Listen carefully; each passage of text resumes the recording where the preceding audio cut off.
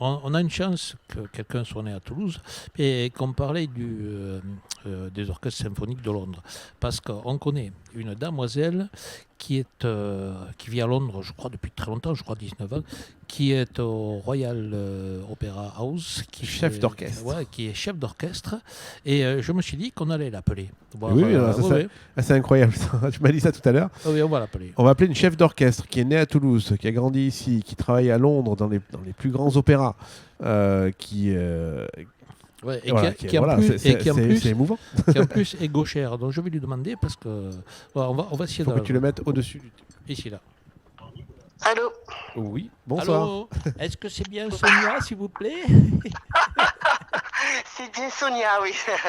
Bonsoir. Ouais, salut. Alors on est en pleine émission à Toulouse. On fait une émission sur les orchestres symphoniques, le travail des orchestres symphoniques. Et on s'est dit, on a la chance de te connaître. Tu es chef d'orchestre. Alors, tu es parti à Londres depuis bien longtemps. Et on avait envie d'avoir ta vision en tant que chef d'orchestre parce que nous, on est public, on arrive, on se prend l'orchestre dans la figure, on décolle, on n'imagine pas les répétitions, on n'imagine pas tout ça. Et puis on n'imagine pas ce qu'un chef d'orchestre ressent à ce niveau-là, comment il le vit. Alors, tout d'abord, 2 questions. Tu es une dame et tu es chef d'orchestre. Donc ça ne doit pas être facile, je pense, dans un milieu d'hommes. Et ensuite, tu es gauchère. Et d'après ce que j'ai compris, la main droite tape le rythme et la main gauche met la puissance, etc. Alors, en tant que dame et en tant que gauchère, est-ce que tu pourrais nous parler déjà de ce petit truc, dès le départ? Ouais, c'est vrai que les femmes chefs d'orchestre, on est encore une minorité. Parce que le métier de chef d'orchestre, c'est un métier assez flou et que quelque part la musique classique surtout a voulu garder élitiste et la réserver aux hommes. Ouais. Donc, mais bon, ça change. Bien sûr, on est dans une nouvelle vague où les femmes ont des rôles importants et des rôles de leader. Et la main gauche, oui, la main gauche aussi, ça fait partie du mythe, je pense, et de l'élitisme, qu'il faut absolument être droitier, mais j'ai fait des recherches. Hein.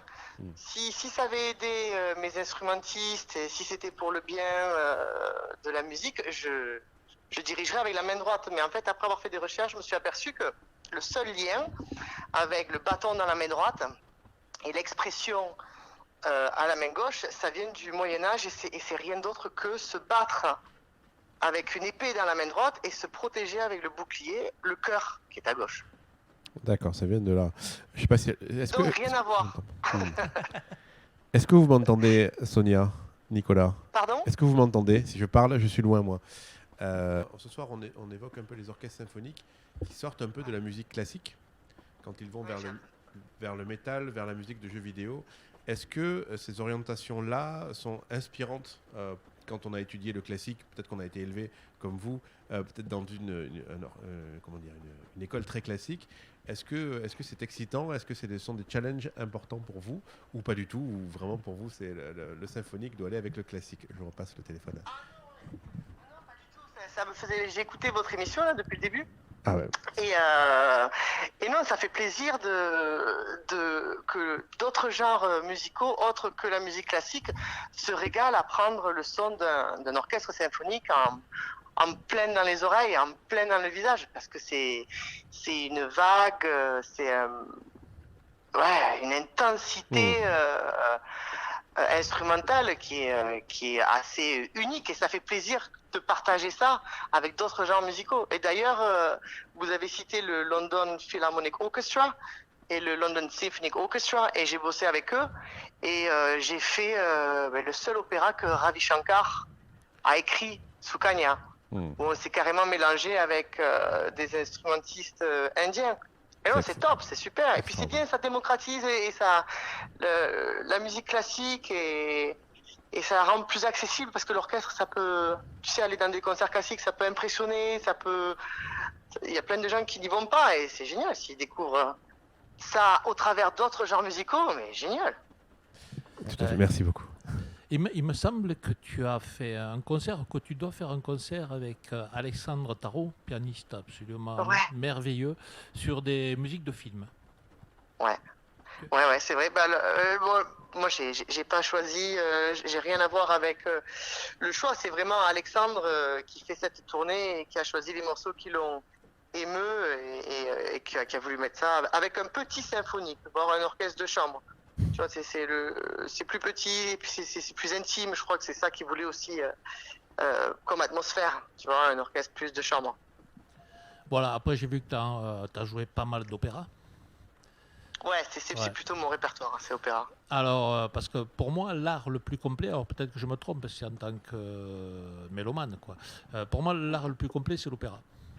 Parce que tel que je le vois en tant que spectateur, je me dis, bon, les gars, ils ont des partitions incroyables, les partitions d'orchestre sont incroyables, les chanteurs doivent connaître des textes complètement longs, Ouais, dans des langues. voilà, très très forts. En plus, ils doivent jouer la comédie sur scène. Mhm.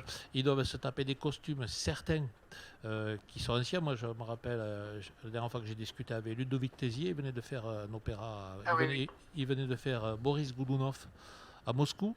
Il me dit qu'il avait un Ouais. costume de au moins 25 kilos dessus. Et ouais. Et donc, en tant que chef, diriger un orchestre, c'est une chose. Donc, j'aimerais que tu nous en parles un peu, si on peut l'expliquer. Mais diriger orchestre plus ténor, baryton, contre-ténor, soprano, je pense que c'est pas évident parce que il faut gérer Mais la voix. ouais, c'est plus fait. Moi, c'est le art form qui me plaît le plus parce que je trouve que c'est au complet, quoi. T'as l'orchestre, t'as la scène, t'as la mise en scène, tu as les chanteurs, t'as les chorus, le chœur, pardon. Et c'est plus imprédictible parce que t'as beaucoup plus de gens sur scène. Ouais. Donc, faut vraiment être sur le vif. Faut agir très vite. Et c'est c'est ce qui me plaît le plus. Ça, c'est certain. Ouais. J'ai l'impression que c'est ce qu'il y a de plus complet. Mais bon, ça n'engage que moi. Hein. Ah ouais. Mais bon, t'as l'air d'être d'accord. Oui, complètement, à 300%. Voilà, ouais. Je te repasse, Neko. Une petite question de profane. Le London Symphonic Orchestra a une aura légendaire. Alors pourquoi? Est-ce que c'est juste parce que c'est cet orchestre-là qui a été choisi pour des musiques de films qui ont sonné et qui ont résonné, ou est-ce qu'il y a d'autres raisons qui font est-ce que c'est des bonnes raisons d'ailleurs, de dire que le London Symphonic Orchestra a quelque chose de plus que les grands orchestres? C'est une question est peut-être très bête, hein, je suis désolé. Non, c'est pas une question. Le London Philharmonic et le London Symphony Orchestra, c'est des orchestres très bons. Mm. Hein. Par rapport aux musiques de film, tu as absolument raison. Il faut savoir que dans les musiques de film, pour enregistrer les musiques, il faut donc choisir un orchestre. Et les orchestres, il y en a partout dans le monde, comme vous le savez. Oui. Et en fait, on fait appel au LPO et au LCO, LSO, parce que c'est des mecs qui sont tellement bons que oui, coûtent très cher, mais comme ils apprennent très très vite, à la fin, mais en fait, c'est eux qui te coûtent le moins cher parce que c'est les meilleurs, en fait, tout simplement. Oui, c'est les meilleurs, ok. Merci beaucoup pour ça, pour l'explication.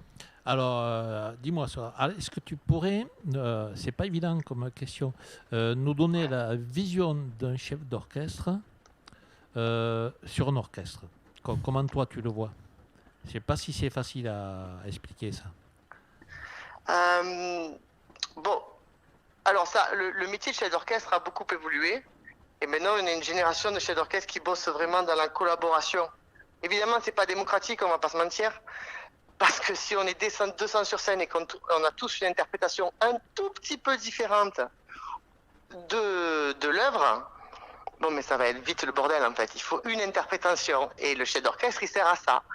Et pour moi, le chef d'orchestre, le métier de chef d'orchestre, c'est un privilège énorme que de bosser avec des instrumentistes et des chanteurs de grand talent et d'avoir des œuvres, des chefs-d'œuvre que tout d'un coup on vous demande d'interpréter et de mettre votre patte. Tu vois ce que je veux dire? Oh ouais, très bien. C'est comme lire un poème, Nico le lit ou toi tu le lis, vous allez pas le lire pareil. C'est vrai. Ah ouais. Voilà, et ça c'est pareil. Donc C'est la je dose regarde d'accent du tous les Mozart, jours. comme du Verdi, comme du Tchaïkovski, et je le fais à ma façon. Et il faut que j'embarque l'orchestre avec moi Ouais. dans l'interprétation qui me tient à cœur là maintenant. Ouais. Dans 30 ans, je suis sûr que je dirigerai pas Tchaïkovski la 4e symphonie comme je la fais aujourd'hui. Ouais, c'est logique. Mais il faut embarquer les gens avec toi comme un capitaine d'équipe en fait. Ouais, je comprends ça. Souvent, je compare le chef, moi, à un maître saucier. Ah ouais, pas mal. Ouais, j'y Ah ouais, avais un pas maître, pensé. ah ouais, Ouais, un ouais. un maître saucier, c'est lui qui met les couleurs, le rythme, Ouais. qui embarque tout avec son dosage d'épices. Moi, souvent, j'ai dit c'est le maître saucier. On va Ouais, mais c'est ça. on va manger le même plat dans 3 restaurants, c'est pas le même goût, quoi. Pas du tout. Voilà. Pas du tout. Ben Et écoute, donc voilà, c'est un métier que je trouve très privilégié de pouvoir faire. voilà, super. Et moi, je suis très content que tu aies pris 5 minutes pour nous parler. Merci. Je te propose 2 choses. Quand tu reviens à Toulouse, on s'appelle et on se prépare une émission Ah oui. tous les deux, avec des Ça programmes marche. choisis qu'on se fera ensemble. Et si un soir tu es là, Neko fait une émission qui s'appelle Piano de nuit. Un Ah. mardi sur deux. Ouais, qui est très très cool. Et si ça t'oblige de venir dans cette émission, Le piano est ouvert. Eh ben avec plaisir. voilà, Ok. voilà. Alors je vous dis à bientôt à tous les deux. alors. Génial, Voilà, merci. ça À marche. bientôt, merci Merci beaucoup. beaucoup. Ok. Gros bisous, Ça ciao. marche. Merci beaucoup, merci Bisous. infiniment. Bye.